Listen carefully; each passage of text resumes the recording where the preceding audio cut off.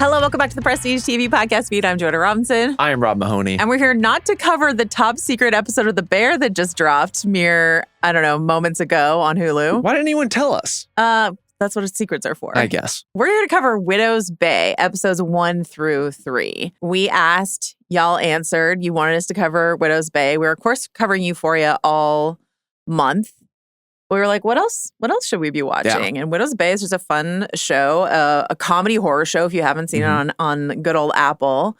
And we're going to be checking in sporadically, I will say. That's what I want to commit to. That's the plan. Yeah. But I mean, can I tell you and our listeners a secret, Joe? Please. Even if they hadn't emailed us in spades, and they did, I think I would have demanded that we cover the show in some form. After watching a couple of episodes, you preempted my demand with your demand. Yes. So we like to give people the illusion of power, right? Like this is a democracy, but let's be real about it. We want to go to Widow's Bay. Rob got so excited that when I texted you last week, you're like, but what if we record tomorrow about it? I was like, let's calm down. I was proposing, frankly, irresponsible recording schedules, but the show has me very jazzed. I'm really loving it so far. When did you, so spoilers, I guess, up through episode 3. If you guys haven't watched up through episode 3, that's what we're going to be talking about. We're kind of, it's a 30-minute plus comedy horror show.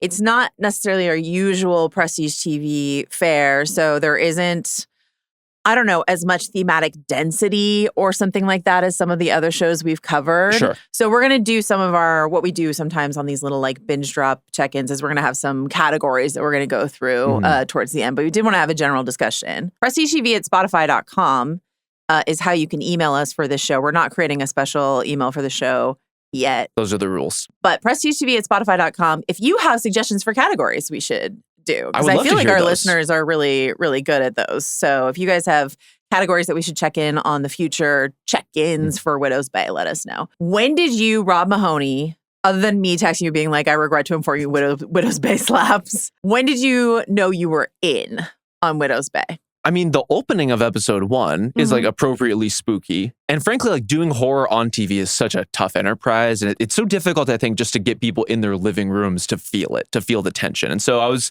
on board with that.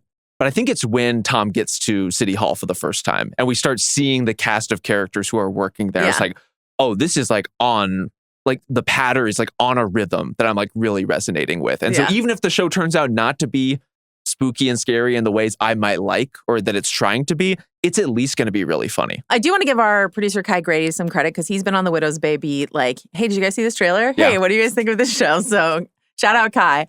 I will say, I feel like starring Matthew Rhys is where they really got me.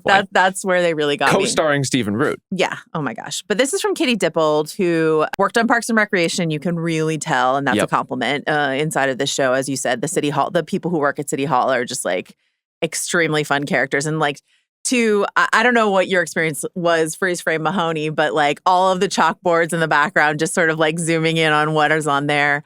I didn't see anything unusual. No, it's all business. It's all straight business. Repair the curb and paint this and move the tree. Wi-Fi was one of the agenda items. I think this is one of the strengths of the show, though. Is they play everything so straight for the most part. And I think it walks this really delicate balance between there's people at City Hall, there's all these townspeople. They are regularly saying insane shit about what happens in this town. Yes. Of course, we learn over the course of these 3 episodes, some of it's not so insane and seems actually quite real and haunted. But Tom, he's so clearly dismissive of it, but he doesn't stop to dress everybody down. It's just they say the crazy thing, we keep it moving, we're back to business.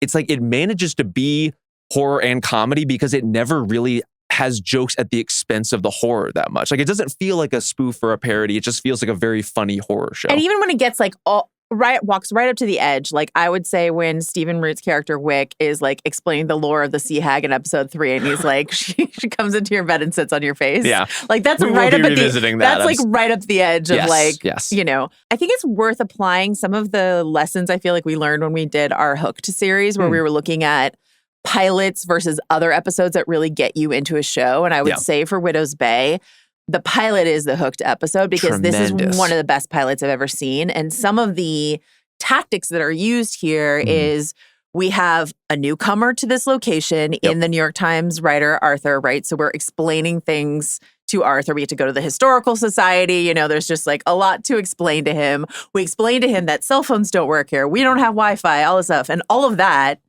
And this is the like rewatchables category I keep trying to make a thing, which is like a cell phone would ruin this movie. Yeah. Like cell phones and Wi-Fi and the connected nature of our society now would ruin the premise of this. Oh, for sure. If Tom could snap a photo of the sea hag and like text it to someone, that's, you know. Do you know her? Have you seen this woman? Like that's a completely different thing. And well, so also it deflates just the classic horror problem, yeah. right? Like in addition to, there's the TV issue and then there's the horror issue. And this is kind of resolving both in one fell swoop. So we have all of that. That's clever. And then there's the momentum of the first episode because Tom is in this like manic state all episode and he's just kind of like running from one location to the other, frantically trying to like be a dad to his son, be a mayor to this town, but he hates the town. But then we kind of realize why he's there and we can talk about that a bit.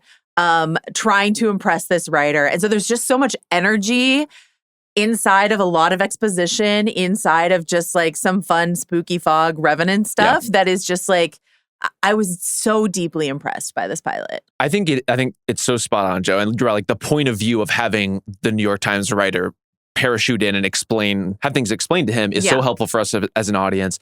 I also think having Tom as an inherent skeptic and us as an inherent skeptic. Yes. Like the first time we see Wick, it's like it plays for comedy, but everything he's saying turns out to be true. Yeah. You know, by and large. And so full kook territory. Full kook until he unfortunately is 100% right. And is so he more of a kook or more of a coot? Like, what do you think? What's the distinction? I don't know. Koot, I think probably implies like an old koot is like, I'm gonna be honest with you. I try to never say the word coot. Yeah, it's just too. It's too tough. We're walking a line that I don't think is comfortable for anybody involved. It sort of irresistibly rhymes with root, and I'm sort of drawn to it. But we can stick with kook. That's fine. Sorry, you were saying I interrupted you. Just that similarly, as we're introduced to the town, I mean, genuinely, who knows? But as we're introduced to the town and all its mysteries, we're also anchored in our own pessimism of like clearly all this stuff is fake, but then we're shown piece by piece by piece. Oh wait, this fog is messed up. Oh wait. It is going to turn this guy's eyes white and give him delirium and presumably impair his boner. It's tough to hear. Tough for that guy, Shep. Poor Shep. 37-year-old Shep. That doesn't seem right. Okay, so these are the facts that help explain why a character like Tom is here. A character who seems to hate this place. Straight up. We found out he ran unopposed for the office of mayor. Are we too into it by this point? Like, is your assumption the same as mine that Wick is the former mayor of the town? Oh, I don't know. Interesting. There's a lot of allusions to like Wick has been through a lot. Yeah. And when Tom and Wick start getting into it at first, there's the implication like, oh, this is a personal thing between them. And so I'm kind of wondering if Wick suffered some kind of tragedy, resigned or left as mayor, and Tom then ran unopposed. Did you have a theory for a second that Wick might be his dad? No. Okay. Does that even make sense? No. Well, it doesn't make sense after we hear Wick tell the doorbell ditching story. Well, sure. But before that, I was just sort of like, this could be his dad. Like when people are estranged from their parents, they might call them by their first name. And How it might old be is Stephen Root? Oh, I don't know. But I'm willing to consider. We can look it up right now. Hold on. Okay. Let's do a little real-time fact checking. Okay. Stephen Root. He's older. An older gentleman. He's 74. Okay. I mean, Matthew Rhys is 51. Okay. So I honestly spot on. But Stephen Root looking great for 74. Spry. Come on. Spry. So Tom, we learned in the first episode, this idea that if you're born on the island and you leave the island, you die. And even though Tom sort of brushes that off, we find out later that Evan has never left the island. Not even for Boston. Not even for Boston. So, does Tom feel trapped on this island because he is a single dad, a widower, raising his son. Yep. Cannot leave the island because he cannot leave with his son. And so might as well try to turn the island into something. The next Cape Cod. The next Martha's Vineyard. The next Martha's Vineyard. The next Bar Harbor, perhaps. Hell yeah. Fancy. Ooh, So like that seems to be the premise. And I love that as like we get these, one might sit at home and say, why would this guy be on this island if he hates it so much? Or why would this guy be mayor if he hates it so much? Right. And if he's like, this is the only way I can figure out how to improve my like life experience on this island if I'm trapped here because I love my son and I can't abandon him here and I can't risk taking him to shore because I don't know what's going to happen to him. And the key part is that even some part of Tom believes that, right? And when it comes to Evan, he's not willing. Like, it's like he's not willing to risk it. Not willing to risk it. But also we do learn that he came back to the island to take care of his sick father. Right. Who did, it seemed like, buy a lot of the lore and the mystery and the curse of the island. And so there's that, like, what if my dad was a little bit right? I mean, there's just a lot of fathers and sons happening. Also, his wife died from complications from childbirth, but, like, do we know that full story? I don't know. We certainly don't. A lot of full stories, a lot of ghouls and creeps to come. so all of these are questions that are running around. On the whole, you know, something that I thought was really interesting is, like, you watch the first episode, you're like, there's a lot of comedy here. There's some horror here, obviously. When Shep goes full Revenant, it is a little scary. Yeah. But it's not until we're in the crawl space in episode 2 and there's a clown, like, bearing down upon us that I was like, oh, no, this is for real scary. They're doing real horror on this show. These aren't fucking around hours.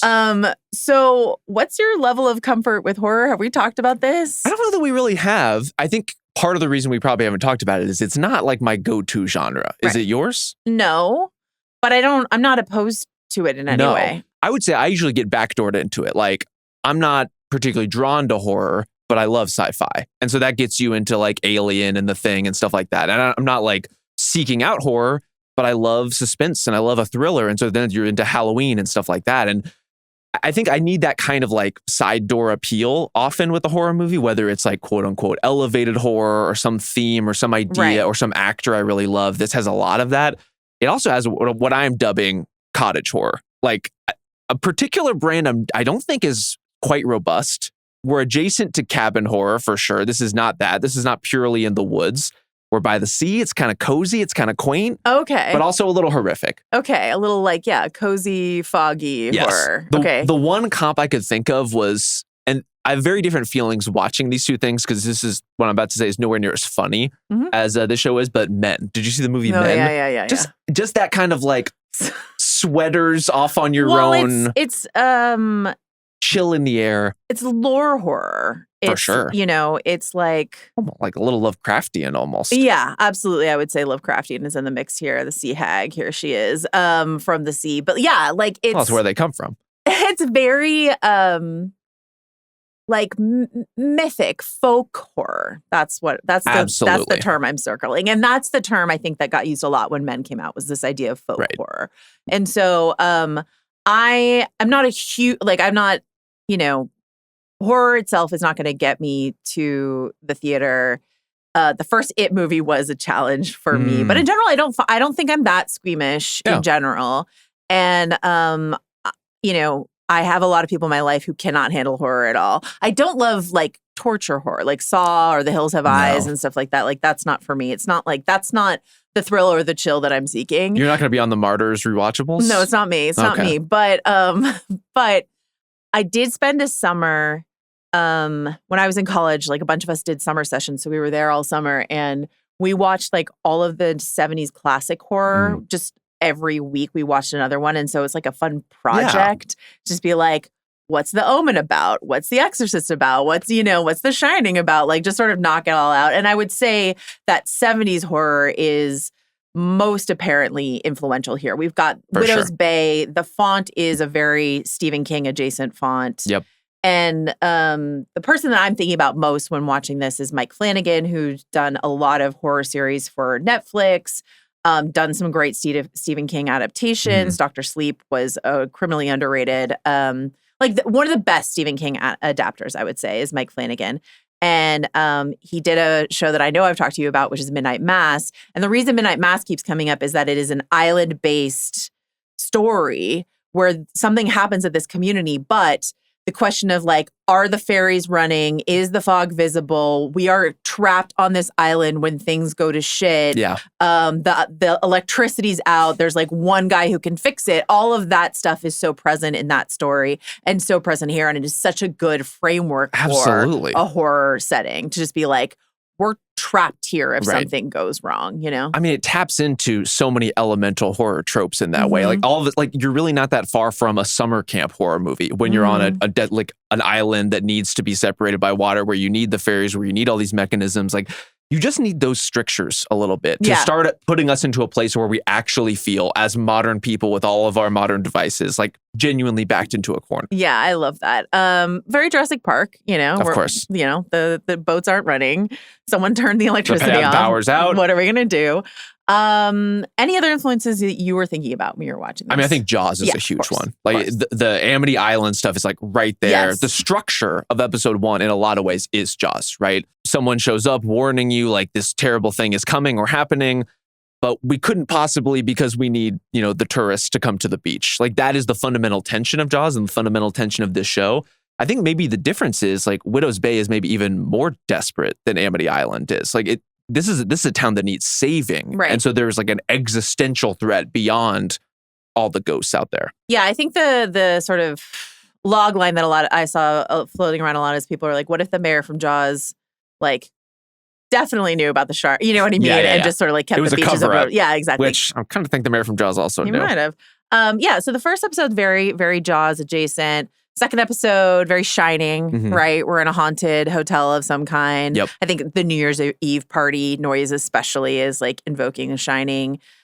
Sea Hag, on the Sea Hag front, any sort of specific inspo that you can think of? Maybe I'm just not fluent enough in Sea Hag horror. Maybe you need to brush up on your hags. But you know what? The Hag was refreshing because of it. I also love the way that it plays with our expectations. Like, I really like the way that they put the haunted hotel and the Sea Hag back to back, because when Tim Balls, who's a great comedic actor, shows up as William in episode 2, I was like, that's a ghost, right? Clearly a ghost. He shows up with a short sleeve white button down. I'm like, that guy's from the 50s. Like, that's a ghost, right? 50s or 60s. But then he says the thing about the cappuccino machine. So then you're like, oh, but wait. Is that not a ghost? And they played enough. I was like, but no, that's a ghost. They played enough with your expectations there. But then you get to episode 3 and you're like, that's the Sea Hag, man. Be careful. And Don't he's like, let her sit on your face. And then he's like, I love the moment where he feels like he's figured it out, and he does it at the dinner, and he's just like, I gotta go. And he doesn't overplay it, but he's just sort of like, I'm with you, audience. I too think this is the Sea Hag. Suspicious. Yeah, and then it's not. And that's just like a really fun sort of, but I was also doing this mental calculus where I was like, they wouldn't do that 2 episodes in a row. So like maybe she's not the Sea Hag. But maybe that's what they want you to think. But like that's the constant game of Widow's Bay, it seems. I do think part of what I'm enjoying so much about these first 3 episodes is there is that every turn, every development, every new introduction of a potential scary thing. Right. Or even just like on a line delivery level, there's always like one layer below. It's I'm sure there's some surface level stuff we'll bump into along the way. Like it's a long season, things have to keep moving on their chains.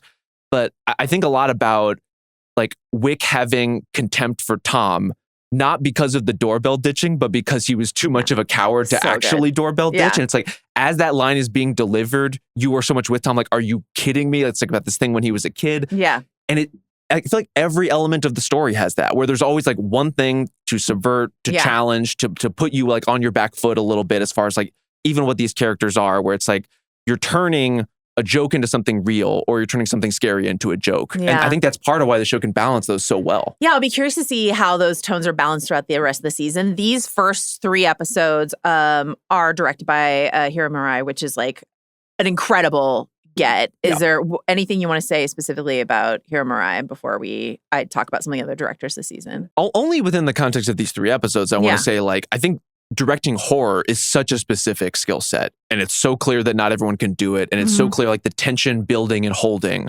is, I just think, immensely challenging to do on television, as we talked about up top. And so the fact that these, especially 2 and 3, do have moments of like real genuine horror and tension on the edge of your seat kind of watching. Yeah. I'm blown away by that execution as much as anything. Were you an Atlanta guy? Actually, have not seen it all the way through. Okay. So I mean, look, add it to the list of blind spots. We got to do some catching up. But I do think that like unusual balance of like comedy, right? The comedy tone where you're sort of like, should I be laughing right now? I'm not sure. And all the other things that Atlanta had to offer that Hiro Murai did such great work on. Ty West is also directing an episode this season, and Andrew DeYoung, who Our Flag Means Death, The Chair Company, Friendship. So like that's a comedy guy, Andrew DeYoung. Ty West, horror guy. The Chair Company is not a pure comedy. Okay, you're right. I don't watch The Chair Company, but like it may have more in common with this than you think. But like but more comedy than not. Like, associated with Our Flag Means Death and like things that are thought of as comedic.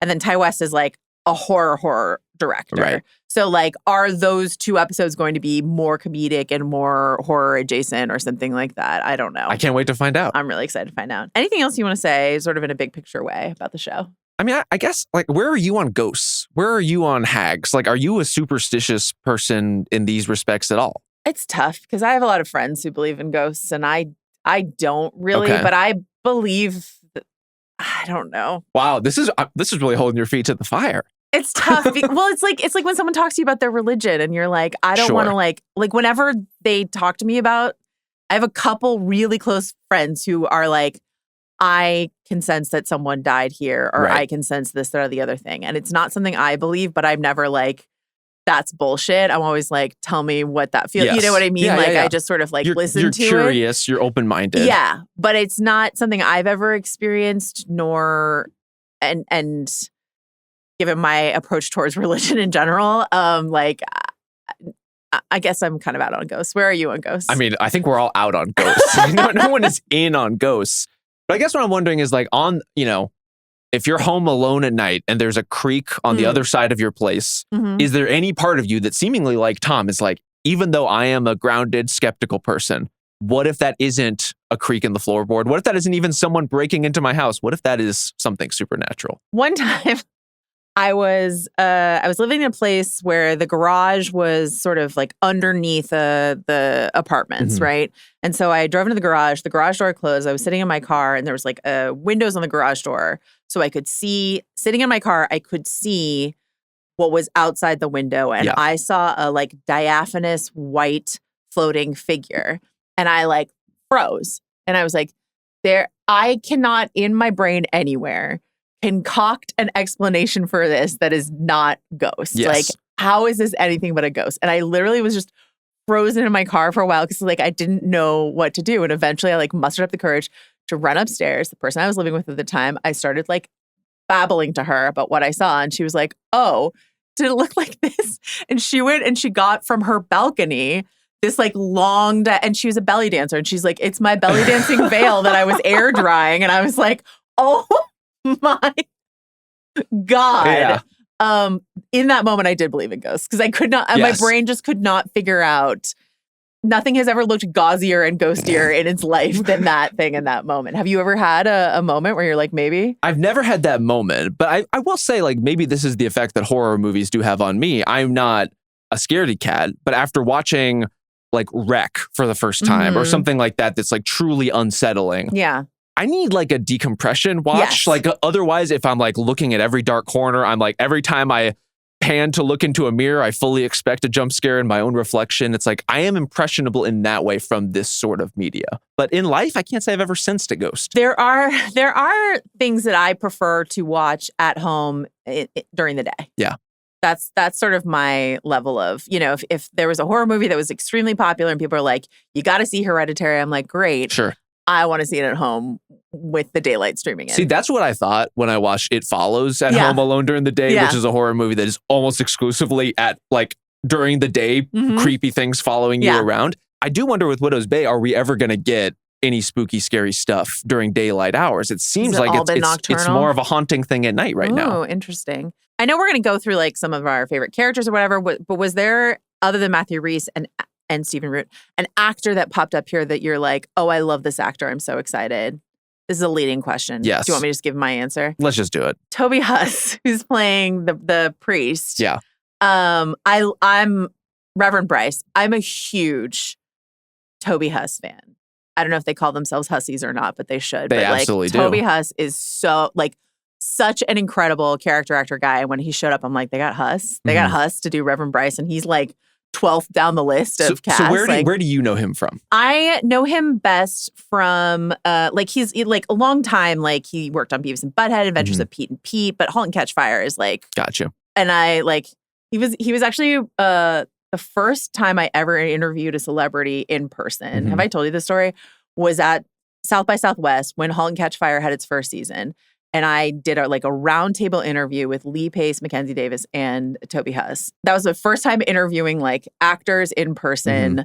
And But I was already like all in on Lee Pace. And Lee Pace, the way that I like laughed in response to Lee Pace is unfortunately forever on tape because I recorded that conversation. Do you listen back to it? So embarrassing to me. And I forever appreciate that Toby Huss was just like, I feel like really seeing me in that moment and just being like, it's okay. Whatever's happening to you right now, it's going to be okay. We need those spirit guides in these interview circumstances. So I feel tough. like emotionally attached to him because he was just like really holding it down. That was 2014. That was a very good bonding experience for me. I'm glad you had that moment together. Yeah. I too love Toby Huss, but for very different reasons. What's your Toby Huss for me, he will always be the Wiz on Seinfeld. Are you familiar with this episode? Remind me. So Elaine starts dating this guy who has like this undeniable charm, like this glint in his eye that has this like power over her, and she can't place like why it's happening or where it's coming from. It turns out it's because he is like the cartoonish mascot for like a furniture store called The Wiz because he's like creating magical prices or whatever. And so the slow realization over the course of this episode that he's not just this like dashing, interesting man, but also this cartoonish buffoon on TV. So great. And I think like he gets to play both sides of that here where he's both like the severe priest and the priest who's like making the Bible jokes and the like Bible, blah, there's blah, evil in these woods and I'm going to walk off into the darkness. Like he's so good and so funny and so little screen time. I'm delighted that he's here. And this is like to take us back to sort of the Parks and Rec influence. It just seems, it seems like the kind of project that people who are quite funny want to be a part of. Yeah. You know what I mean? And Toby Huss is not like the funniest guy that has ever existed, but like it's very funny in this show. But like, Neil Casey's here. Neil Casey, SNL writer, was in Katie's Ghostbusters movie, For Better, For Worse, et cetera, et cetera. Just like the people, Tim Balls who shows up, like all these, like this is just like the right tier of comedic actor that I just like am so excited to see, and the whole crew that's at City Hall is just like incredibly good stuff. And they get to play so fun and so broad. And it does feel like a Parks and Rec, like citizens rogues gallery that's developing. The one exception being it's like Wick is a character who he is one of those stereotypes, but he's also like not so insane as he seems. I mean, I guess he's still insane. He's just also correct about the hauntings. Rosemary is also the one who has like some hag lore, and she's right about that too. So, He should crawl into the crawl space all the way. Great suggestions from Rosemary. Before we get into our categories, we got an email. We got a lot of emails from people saying, please cover Widow's Bay. We love it. We will not be reading all of those emails out, but thank you so much for writing them.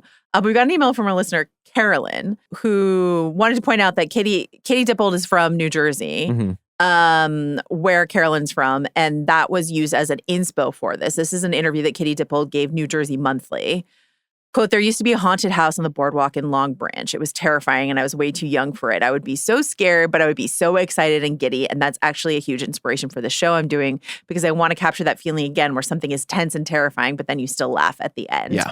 And then Carolyn, our listener, also sent in the URL weirdnj.com. Are you familiar with this? No. There is a website, WeirdNJ, where it's just like your travel guide to New Jersey's local legends and best kept secrets. So it's just like, I guess the New Jersey Devil would be like one of like all of the weird stuff, the X-Files-esque stuff that have ever happened in New Jersey are collected here on this website. So shout out weirdnj.com. If you have a weird New Jersey story that you've experienced, listeners, and would like to send it to us, please do. I would like to hear them. I would also love to hear those. PrestigeTV@Spotify.com.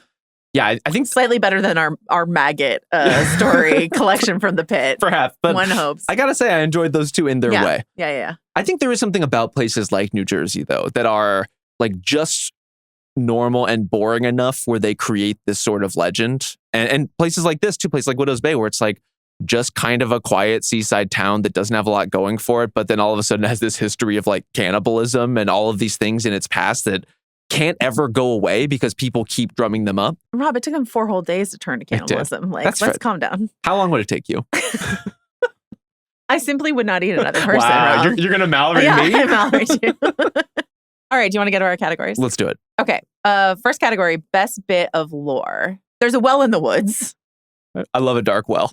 There's a rusty hatch with a scary chair at the end of episode 1. That one's real scary. Very losty to end with a literal hatch. Yes. Love that for me. What do you want to shout out lore-wise? I have some other options here. I want to go comedy-wise on the lore. I think one of the things that made me laugh hardest in these 3 episodes is when, I'm totally blank on her name, but the woman who is doing the Historical Society tour. Yeah. Specifically when she's talking about the witch trial being a great source of pride. We caught him. We burned him. It's just...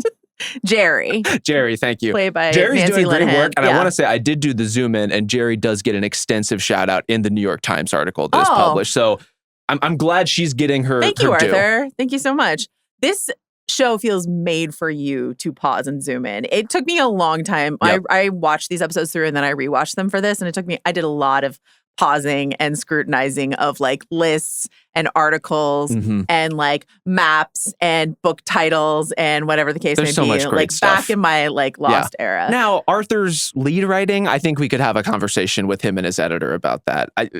The text is good. Everything that they read from the article in the car is like straight up there in the prop, but I think we can do better. You would have zhuzhed it up a bit more? I mean, it's just a little bland. You don't think you would get these many crowds coming to I don't think so. Bay But also, you know what? The New York Times editor's notoriously kind of stingy with this stuff. It's true. They don't want you to get too spicy about it. But yeah, like we're enormously proud of our witch trial work. Like we caught them, we burned them. It's so good. It's like so good. The way her delivery too. I will say the island is Wick saying the island is waking up. Oh yeah. Incredible. Again, Lost, you are with us always. We get a boogeyman reference. We do. Excited to see that pay off, hopefully. That seems to be very Patricia. Patricia's 40 now. When that comes back in like episode 3, when she's like, he was like an elderly woman. Was she 40? This woman does not forget. Patricia, we will get to you. We will give you your flowers. 1846, The Fog That Stole Souls. Yep. Great stuff. The shipwreck painting in the inn. I do love the shipwreck painting and the drowning child. Yeah, the drowning child. The captain's suite, the innkeeper kicking the suitcase in because he refuses to cross the threshold. And then the later like payoff with the 10 seconds, 30 seconds. Ungrateful Hortense Fitzgerald. Ugly Hortense. Should the bell toll, there are steps you must take. Oh, I love a tolling bell. Yeah. I love a mysteriously tolling bell. Yeah. The second we see that bell chained up, Joe, I'm like, we're cooking with gas. Because you're like, oh, this is definitely Evan shenanigans. And then you're like, nope. Not even Evan. Dusty ladder, chained bell. Yeah. Whatever like subplot and side quest that the priest is going on, I think is like a great runner undercutting a lot of the season. And yeah. I think you need it too, right? Like you need the comedic undercutting at times, but you also need just like we are slowly building the stakes of something increasingly scary happening beyond just your sea hags. There's a well in the woods, Ron. I don't like it. The second he looked, do not lean over. And I feel like there was like eerie oohing coming from the well. We need to do a public service announcement. If you find a dark well in the woods, do not, under any circumstances, lean over the well. I don't know how many times we have to say this. What if someone's holding your ankles for you while you do it? Like you do, like the buddy system. Only lean over a well if you're using the buddy system and someone has a firm grasp on your ankles while you're doing it. I would like to propose a trust exercise for you and I and Kai. Yeah. In which we all do this for each other. We go find an abandoned well out in the woods. Rob, would you trust us to hold your ankles? I trust Kai. I don't know that I trust you. You know what? Honestly, fair. I can't even argue it. The video guy. Is there a body bag on the shore in that video where the guy just like walks away? There's like a dark object on the shore. I mean, there's a lot happening in that video. And we haven't mentioned Twin Peaks yet, but like very Peaksy, very, very Laura. I would say more effectively than most. Yeah. You know, when people reach for David Lynch, I think they often end up in some other field entirely. Absolutely. This one, I think, is getting the right notes. And then the clown killer of 51. Yeah. Our guy. And then also he's gotten a couple mentions, but Richard Warren, first Reef Prime and Lord Island Protector. His second wife, Sarah, who gets a lingering shot over the like opening title in the third, that sort of statue of her at the Historical Society. I think statue is generous. Mannequin, perhaps. Paper mache construction. And then the headless Richard Warren statue. Amazing. Out and about. I do know that Hamish Linklater is in this season.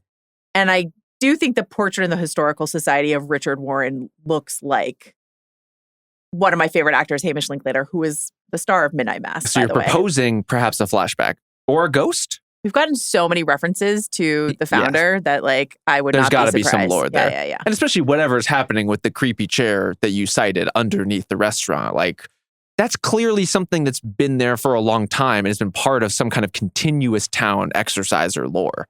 Perhaps, but like the hatch itself looks because it was the 1600s when the island was founded. Right. The hatch looks more modern than the 1600s. Well, that strikes me as They've updated. A semi-modern way to accommodate whatever is happening. Like, I don't think it's like rocket science to deduce that this could perhaps be like a human sacrifice situation, right? Like there's straps on the chair. It looks like an electric chair, but it's not. It's just straps. It's just kind of keeping you in place. Yeah. They open the hatch. Whatever thing comes out of the hatch, cabin in the woods style, and eats you. Maybe that was like, a mid-50s kind of invention. They're like, okay, we're going to create the hatch. We got to get this. We got to put some doors on this thing. We got to get this under control. Yeah, this tunnel that is just an open gaping wound in the island. Let's put a hatch on it. So let's just be reasonable. All right. Favorite city employee? There's really no argument for anybody else. It has to be Patricia, who I think is my favorite character on television right now. Is anyone doing it better than Patricia? I would die for Patricia. She's so good. So Kate O'Flynn, have you seen Kate O'Flynn in anything? I don't believe so. So the thing that I know her best from is she was in this canceled Amazon show called My Lady Jane, where she played Princess Mary. And she was so funny. Mm-hmm. She just this exact level of funny. Like a woman who is absurd in many ways. Right. When she's like, oh, they left my poem out of the brochure. She's or an whatever. Artist, okay? Did you show my paintings? Absurd in many ways. But also this is less true of My Lady Jane, but I care about her and I'm rooting for her deeply. So much. Protect Patricia. If you wanted to create an effective cliffhanger, there's something bad happening at Patricia's sunset drinks. Yeah. I'm on the hook. I need this next episode immediately. The voicemail that she left for Tom. I'm at the event that you said you would be at. So good. She actually might bring a gun to work. But Kate O'Flynn in this performance, she's just the right amount of credulous. Yeah. Where she is also willing to buy or believe or talk through basically anything in a way that is just so fucking funny. And the fact that she's basically the second most maybe competent person at City Hall while believing in all these things, while wanting to tell you yet again about her boogeyman encounter. It's just a perfect blend of a character. When Wick is talking about the shipwreck that occurred because an older man was in love with a teenage girl, she's like, are the older women dead in this scenario? Incredibly good. Her finding out that her biological age is 28. Yep. What's going on with the biological ages of these islanders? I have some questions. Who knows? Yeah, Patricia's an icon. But the whole crew, Rosemary, Dale is played by the Emmy winner Jeff Hiller. Yeah. Great energy. When he's describing the Islanders' reaction to taxation, they're like, if you want this blood money, you'll have to come collect it yourself. See, that feels very Parks and Rec for sure, exactly, right? Exactly. And we got to shout out Ruth, too. As far as an elderly assistant who does not know anyone's phone numbers, cannot read her own handwriting, and wants to take a nap by 11 a.m., a fucking icon. It's the mornings that are tough, Rob. She really needs a ride. And then the other, Garrett at the lighthouse, all the other people around here. It's innkeeper. It's all great. It's an incredible cast. Yeah. Favorite obvious joke? I think the best obvious joke has to be the sea hag crawling into your bed and killing you by sitting on your face. That's a god tier joke. Yeah. Betwixt her thighs, your final sin. Yeah. I don't know how you could write a better premise for a horror comedy show than this. That you have to lock yourself in a chest for 72 hours to resist the paralysis that's going to kill you because of the sea hag. It's just great. It's really good. It's funny because I'm the one who said we should do obvious joke and then throwaway joke, but I was just having trouble sorting them a little bit. And it walks the line. Because I was like, one of my obvious jokes is a visual gag, but a lot of my throwaway jokes are visual gags. Okay. It's they're there if you want them. But I do think the giant headline of cannibalism in God's house. That took 4 days. I think it's obvious. Is quite obvious and very funny. Really, really funny. It's the prop, but also called out in dialogue. That feels obvious enough. Yeah. Also, he murdered teenage girls. You're in your 40s. You'd be fine. Is also extremely, extremely good. All right. Any other obvious jokes you want to call out? Dickhole Street. Yeah, Dickhole Street's really good. Shout out, Evan. All right, favorite throwaway joke. I think it's also sea hag related. It's when... You love that hag. I honestly did really love the hag. You're a hag guy. When Tom calls the sheriff to tell him about his hag experience, and the sheriff has written down, old woman, possibly damp, faster than old woman should be, exclamation point. Yeah. Absolute perfection. We should say Kevin Carroll, an actor we love in The Leftovers, is here. I love him in this sheriff's role. Yeah. It's great. Here's I didn't prompt you for any... to come up with any theories, but I have one theory that I would love to hear it. Is the sheriff's wife real and or alive. Do you think she is also a ghost? I don't know. We've only heard her on the other side of the phone. It's a haunt. People it's a haunted do island. Make phone calls, Joe. I know. I'm just saying we haven't seen her yet. I would think this is a small enough town that everyone would know, right? The only person who saw him on the phone talking to his wife was Wick, who would be like, there he is talking to his like dead wife again or something like that. Wow, I hadn't even considered it. I don't know. I just like when I haven't seen a character, I'm like, why haven't I seen that character? Why is that just a voice on the phone? Well, his grand designs do seem to be to move leave. away, to leave the island. Yeah. I mean, maybe his wife tried to leave the island and was among those who died as soon as she got to the mainland. Many people die when they get to Boston, truly or spiritually. Tough. The crash truck in the Wolves calendar. Yeah. Really good. All of the headlines. Priest eaten by whale. Man found dead by horse was like an extremely good one. I did read the lead on that article. Very good. The Daddy's Home game. The teeth game. It's just pliers. The game is just pliers. The one that he didn't open, which is just called She Shouldn't Have Said That. Incredibly good. The run bit, all of that. Yeah. When I was like watching it and they were playing Daddy's Home, and the guy that I was like pretty sure was a ghost said, oh man, I'm in the basement. I'm getting crushed. I was like, did this guy die by getting crushed in a basement? And we do find him in the crawl space later on. It's a little different, but we do. And then would you call the Kathy runner a non-obvious joke? I think it's fairly obvious. Tom's but I'm enjoying it quite a bit. Enemy Kathy at the diner. Everyone's enemy, it seems. I don't know. She's best friends with Marissa. So I mean, she got a free burger and fries out of it. Sounds so great. Some people do win. Yeah. Oh, and one other visual in episode 3, when we get the Richard Warren video. Yeah. There's just like a brief glimpse of the map. And he's describing 42 nautical miles, like blah, blah, blah. And then just says, do not travel here in large letters on the map that he's like describing this bucolic island that they found. Is this the same video? So is this the one of the gentleman in the room talking about the town's history? Who goes to leave and the door is locked and he just stands there. Again, another just like wonderful little joke sitting right there. Yeah, very Blair Witchy. I enjoyed it quite a bit. I also think Wick just nailing a board to the door without nailing it to the frame. This is why we play. Again, that's a great throwaway when he's just sort of like he opens the door. It's just sort of like nothing. Yeah, did nothing. All right. Favorite horror movie reference or Easter egg? I think it's all the Jaws stuff for me. Yeah. As far as the Easter egg, like I really did love the board games as well. Yeah. Teeth is just like such a diabolical idea.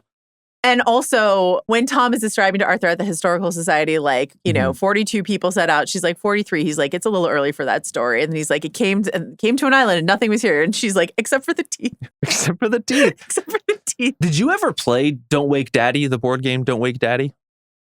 It's like a real board game. Yeah. No, but yes. It's amazing in retrospect how much how many games. I remember there's also a cartoon show called Wait Till Your Father Gets Home. It's like how many things were just constructed around like dads coming home and being fucking so furious. Scary. Because in part they got yelled at by their younger bosses at work. I remember like the commercial was like, don't wake dad. Yeah. This felt very Don't Wake Daddy coded to me. Dad's got chewed out by his younger boss.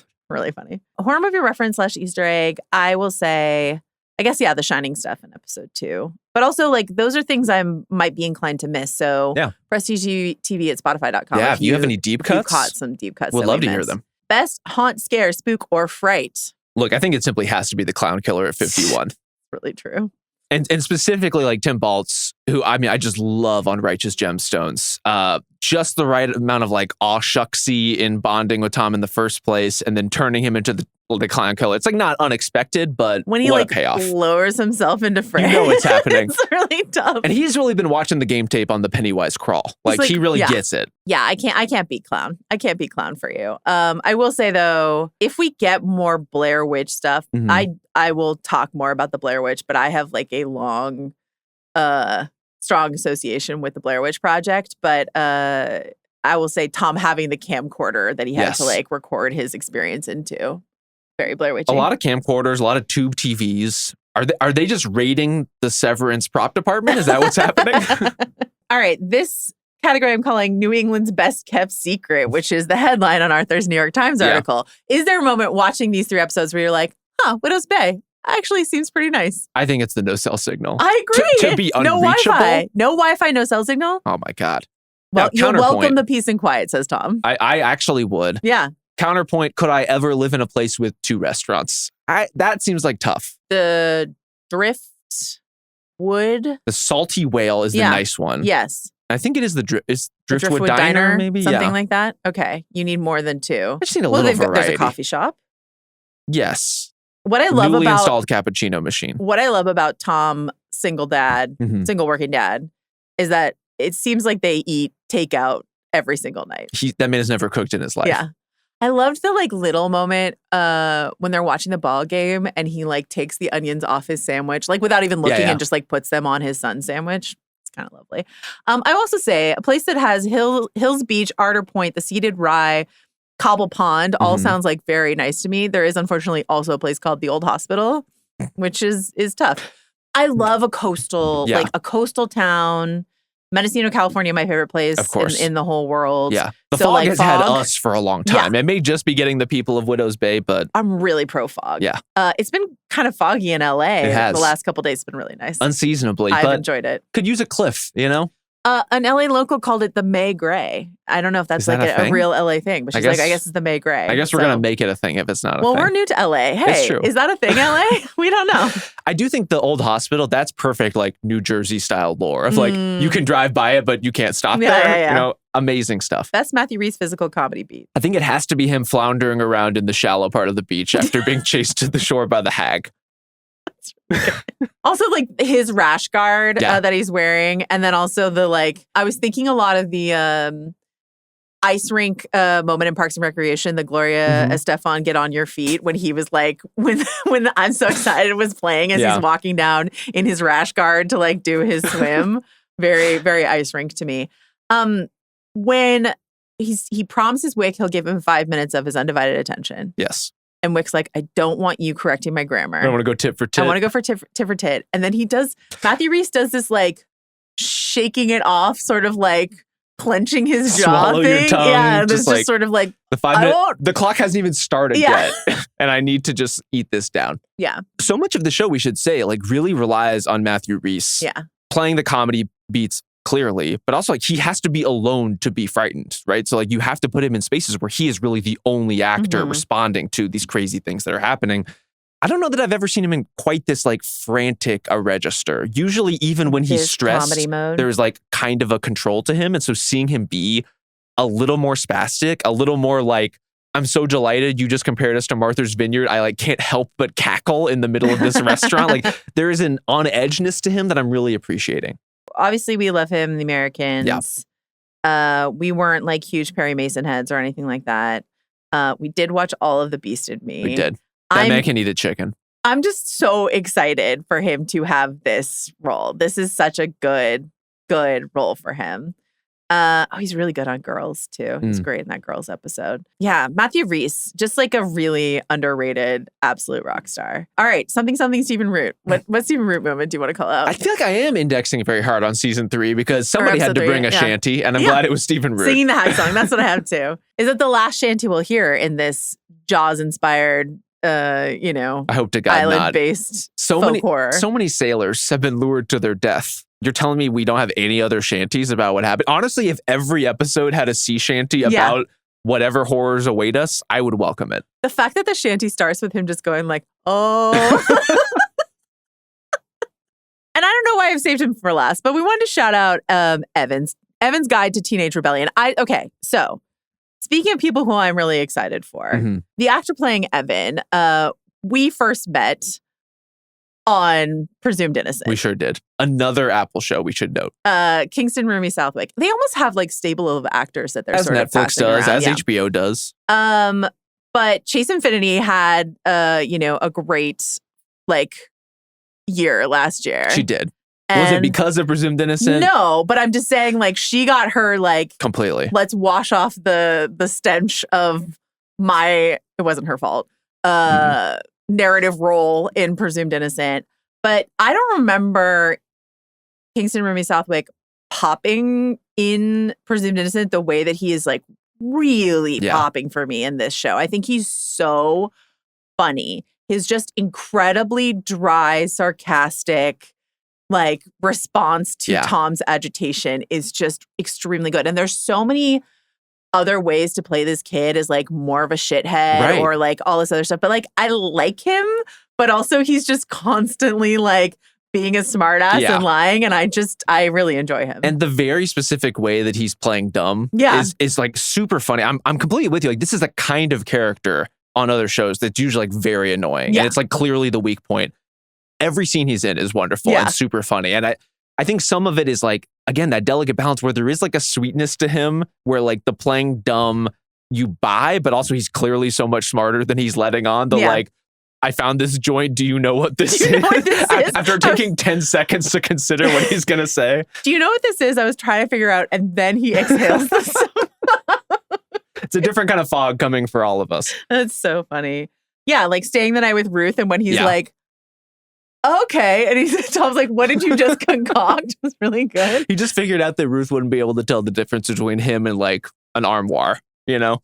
Dickhole Street. Somebody did that? That's horrible. That's crazy. That's horrible. Oh yeah, it's a sleepover date. Yeah, it's exactly what it is. It's so good. Any thoughts or feelings about these teenagers and what they might get up to this season? They're going to have to be imperiled. Mm-hmm. Like, that's just the logic of a horror movie. Mm-hmm. And specifically, Evan is going to have to be imperiled in a way that will test Tom or test his bravery or his willingness to believe all this stuff. And like, the line right now is Tom is clearly scared out of his mind, but won't acknowledge to anyone who's not Wick, in part because Wick just shot the sea hag with a gun and turned her into like mucky water. Pause for a moment. Yeah. What did that smell like? You don't want to know. Okay. You really, resume. It smells like the still water of a fucking bog, you know? What? Yeah, very boggy. What if we could watch this show in 40X? Get the spray? Yeah. You know what? I would welcome it. Yeah, you would. I would welcome the extra we get sensory a little experience. Spritz of cappuccino a little earlier on. At least a waft. Yeah, exactly. I don't trust every show or movie with that experience, but I do think they would be very good at it. Anything else you want to call out for Widow's Bay? A show that we're really enjoying. Again, the show does such a great job of all those inversions that we mentioned. Mm-hmm. And like, I think that one of the things that there's these moments in every episode that are driving that home for me. When the sea hag has crawled on top of Tom in his recliner and he uses it to catapult her across the room. Yeah. There's just so many of those moments where it's like, I feel like I'm in great hands tonally. I feel like every time that I am settled or unsettled, I'm going to be yanked back in the opposite direction in a way that feels like so sure of itself. You had watched episode 1 and I had watched episode 2. And something that I was saying to you is like, when I watched episode 1, I thought like, what's the fog was going to be like a the mystery. Whole season. Yeah. But it's like, the fog is just episode 1. Right. Episode 2, we got a haunted inn. Yeah. Episode 3, there's a sea hag. But accompanying all of it is the mayor's going to spend a night in the inn, or the inaugural swim. This very Parks and Recreation, like there's a harvest festival we have to put on sort of thing. So like Beach Reads, which is episode 4, is this Sunset Drinks? Like, it has to be, right? We can't like not find out what happened at Sunset Drinks, right? We have to see what happens there. And I would assume too, like, this is probably not the last we've seen of Marissa and her bachelorettes, or do you think? I should hope so. She had like great chemistry with Matthew Rhys. Really great. Yeah. He blew it. He did. You know, he overthought the hag situation. Tom was going to blow it no matter what, one way or another. That is 100% true. But I'm imagining, based on what could be happening at the drinks, maybe this is where the island starts getting locked down a little bit. But I guess we also have so much season left. Maybe that's not the case. I'm just going to read the other episode titles, just so we can have some fun doing that. What to Expect on Your Trip, Our History, which could be a flashback episode. Sure sounds like it. That's the Ty West episode, so Buckle be up. afraid. Seasickness, Your Baggage, Emergency Shelter, A Storm. We hope you enjoyed your time! ! So, I really love this show. I hope more and more people are watching this show. This is a show that I hope runs for several seasons. Very much so. Unlike Severance, doesn't have like 3 years in between seasons. Would be really nice. Do you think the premise itself lends itself to multiple seasons? Well, I guess it depends on like, the island is waking up. Is there something we have to, like Reverend Bryce, Toby Huss is like, there are things that you must do. So like, are there things that, leading up to your human sacrifice chair theory, et cetera, are there things to do to appease the island? And if there are, is that an end of a season, or is that a series-long endeavor? Or does it just like wake up again next summer? How often does the island wake? You know, how many hag-like sea shanties can we concoct? It's a great question. Yeah, I did have that question of how long can something like this go? I think it's always tough with like high concept comedy. But since we're in like the Mike Schur coaching tree, it was something that I know was like hovering over The Good Place from minute one, right? It's like as soon as the show starts. I was thinking about The Good Place a lot with this show. I think it also has a lot in common, but it's like how once you play out the conceit to a certain point, where do you go? How do you reinvent it? How can you change it? Like, I think there's so many things about Tom's story that would have to be dramatically different now that he's opened his eyes to what it means to exist in the fog and all these other mysteries. And like, that's where like if you'll pardon, like the fog as the mist part comes into play, where it's not even about like what is the imminent danger, but the idea that there is imminent danger that you now have to acknowledge and recognize. That'll be a dramatic shift for the show. Anything else you want to say before we go? I'm ready to get out of here. I hope we get more Kathy. I hope she continues to be very terrible at her job. It's bringing me much delight. And I love doing the show and I love talking about it with you, Joe. Shout out Katie Dippold, did you want to explain for the listeners why you were most excited that Katie Dippold is running the show? I mean, the Parks and Rec connection is nice. Yes. The Ghostbusters connection is nice. The Heat connection is nice. She is the author of the single greatest tweet in the history of the medium, which if you're not familiar with dressing like the Babadook when your friends are having more of like a grown-ups drinking wine vibe situation, I can think of no source text that would show that someone is better for horror comedy than that. Yeah. So we really are in great hands. It's the photo that goes along with that tweet that really sells it. Just tremendous. Yeah, look it up if you haven't seen it. If we can throw up that visual here on the pod, let's please do that. Absolutely. And I just want to shout out Neil Casey, who is not only playing the innkeeper, but also wrote episode 3, one of your favorite episodes of this batch. So I'm excited to see. I love Parks and Recreation. I love Mike Schur shows. And so like as much of that sort of these city employees are trying to hold things together and deal with disgruntled locals. I also, something I do love, in a haunted island East Coast show that's like reaching for Stephen King and all this sort of stuff like that, one could easily be saddled with a lot of burdensome accents. And that's not what's happening here. No. Though occasionally you get a local who's like, he's harmless, like stuff like that, where you're just sort of like, I'm glad not everyone has to make the swing for that accent, but it's there if you look for it. You need a little bit of Old Bay in there somewhere else. It's not really going to work. Yeah. I do think also, too, it was so interesting hearing about the shaping of this project. Like that this is something that Katie Dippold had been kind of like working on and sitting on for a long time and had been formative into her getting into Parks and Rec in the first place. Yeah. And that the version that we're seeing is so much more horror oriented than the initial was like harder comedy. In particular, it seems like the scene at the Historical Society is like maybe the most consistent in terms of what has survived that earlier version of it, at least the earlier version of that pilot or movie or whatever is supposed to be.